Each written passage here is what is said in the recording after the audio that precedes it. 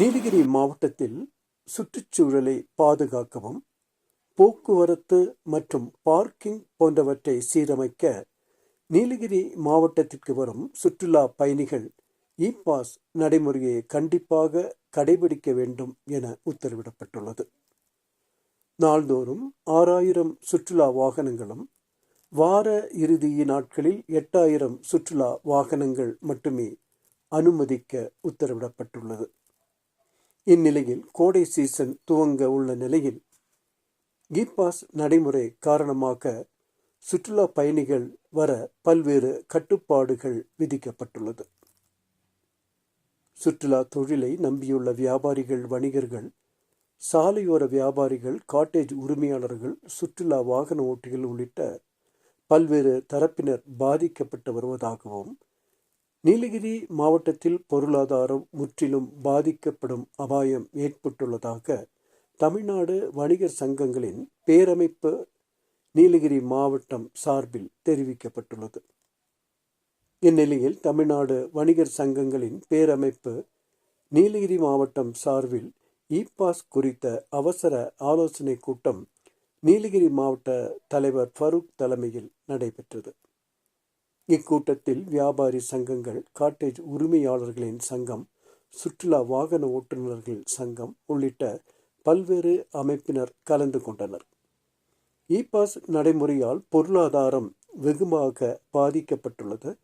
மேலும் சுற்றுலா தொழிலையே நம்பியுள்ள நீலகிரி மாவட்ட மக்களின் வாழ்வாதாரம் என்பது கேள்விக்குறியாகிவிட்டு உள்ளதால் மிகப்பெரிய அளவிலான போராட்டம் மற்றும் கடையடைப்பு போராட்டம் போன்றவை நடத்தப்பட உள்ளதாக வணிகர்களின் சங்கங்களின் பேரமைப்பு நீலகிரி மாவட்டம் சார்பில் அறிவித்துள்ளது.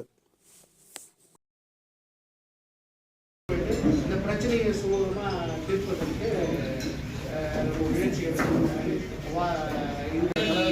ரெண்டு பிரச்சனை, அதாவது பிரச்சனை என்ன பண்ணலாம், ரெண்டுமே பிரச்சனை.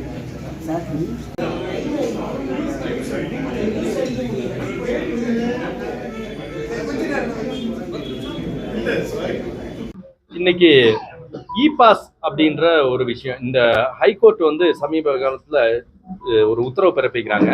ஒரு நாளைக்கு 6000 வண்டிகளுக்கு அனுமதி தர்றதாகவும், வீக்கெண்ட்ஸ்ல வார இறுதி நாட்கள்ல 8000 வாகனங்களுக்கு நீலகிரி மாவட்டத்துல அனுமதி கொடுக்கற மாதிரி ஒரு ஆர்டர் பாஸ் பண்ணியிருக்காங்க சமீபத்தில்.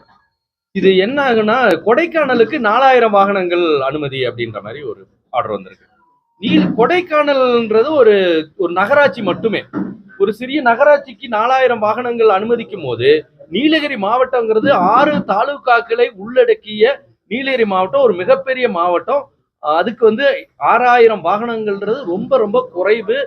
அந்த 6000 வாகனங்கள் மட்டுமே வர்ற பட்சத்துல நீலகிரி மாவட்டத்தினுடைய பொருளாதாரம் ஒரு கேள்விக்குறியான ஆகக்கூடிய ஒரு சூழ்நிலை ஏற்படும்.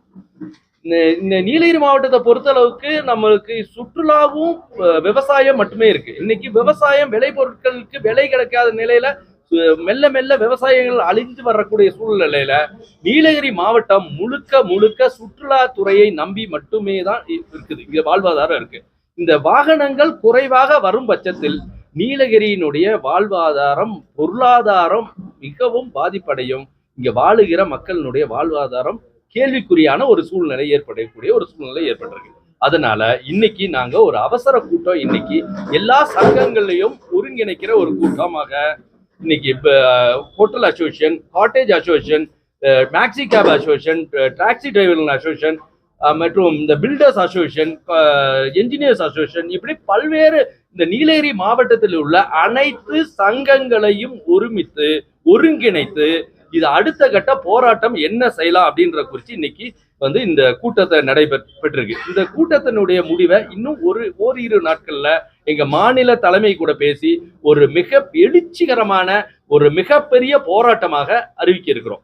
அந்த நீலகிரி மாவட்டம் சட்ட ரீதியான ஒரு போராட்டமாக, பொருளாதாரத்துல நாங்க பாதிக்கிறோம் அப்படிங்கிற ஒரு விஷயத்துக்காக நாங்க அறிவிக்கலாம்னு சொல்லி முடிவெடுத்திருக்கிறோம். இன்னைக்கு 1-2 நாட்கள்ல இதுக்கான ஒரு முடிவை நாங்க தெரிவிப்போம்.